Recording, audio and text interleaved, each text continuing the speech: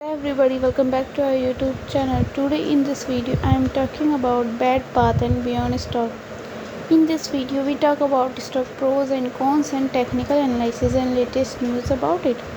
Stock is trading at 0.28 US dollar with 8.01% negative in a day. We can easily see stock was volatile for a day. The volume of stock was recently not all time high, so the fundamental stock is much pretty better than other pin stock. Before buying and selling the stock, please consult your financial advisor.